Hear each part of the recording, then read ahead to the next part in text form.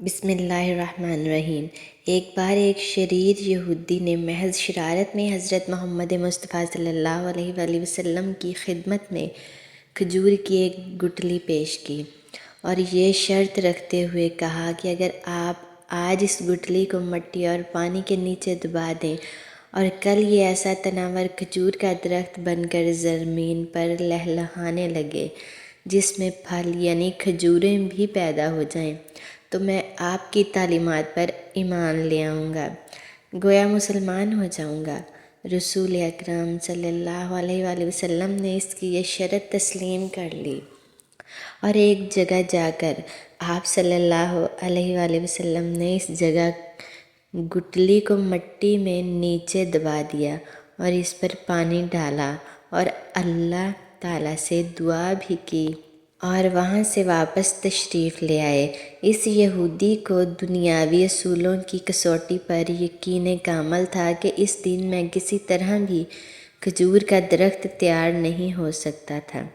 لیکن رسول اکرم صلی اللہ علیہ وآلہ وسلم کی ذات اقدس کی روحانیت اور آپ کا اعتماد اس کے دل میں کھٹک اور خدشہ ضرور پیدا کر رہا تھا کہ کہیں کل ایسا ہو ہی نہ جائے کہ کھجور کا درخت اگ جائے اور اسے ایمان لانا پڑ جائے۔ اس نے اپنے اس وسوسے کو دور کرنے کے لیے بھی دنیاوی اصولوں کی مدد لی اور شام کو اس مقام پر جا کر جہاں کھجور کی گٹھلی آقا دو جہاں صلی اللہ علیہ وآلہ وسلم نے بوئی تھی، اس کو وہاں سے نکال لیا اور خوش واپس آ گیا کہ اب کھجور کا نکلنا تو درکنار ہے، کھجور تو یہاں اگ ہی نہیں سکتی کیونکہ گٹھلی جو اس نے نکال لی، کھجور درخت کا نکلنا ہی محال ہے۔ لیکن وہ نہیں جانتا تھا کہ جب معاملہ اللہ سبحانہ وتعالیٰ اور اس کے رسول صلی اللہ علیہ وآلہ وسلم کے درمیان ہو تو دنیاوی اسباب بے معنی ہو جاتے ہیں۔ اگلے دن آقا دو جہاں صلی اللہ علیہ وآلہ وسلم اور وہ یہودی مقام مقرر پر پہنچے تو وہ یہودی یہ دیکھ کر حیران رہ گیا کہ وہاں ایک تناور درخت کھجور کے گچھوں سے لدا کھڑا ہے۔ اس یہودی نے جب اسی کھجور کو کھایا تو اس میں گٹھلی نہیں تھی، تو اس کے منہ سے بے اختیار نکلا،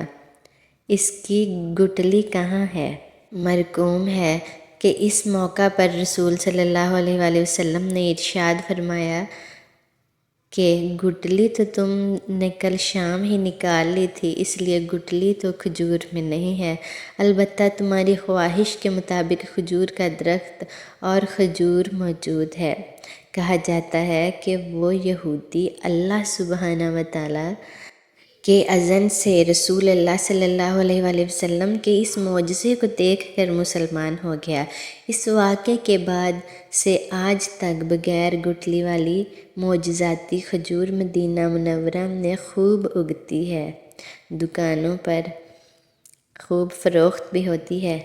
اس کھجور کا اصل نام سکھن ہے، اسے سخل بھی کہتے ہیں، اور اگر آپ کو نام یاد نہ بھی رہے تو آپ اسے بے دانہ کھجور کہہ کر بھی طلب کر سکتے ہیں۔ اب بہت زیادہ علم رکھنے والے بالخصوص نباتیات کے ماہرین یہ بھی پوچھیں گے کہ جب سکھل کھجور میں گٹھلی نہیں تو اس کی مزید کاشت 1400 سالوں میں کیسے ہو رہی ہے؟ تو بتانے والوں نے بتایا ہے کہ اس کے سوکھے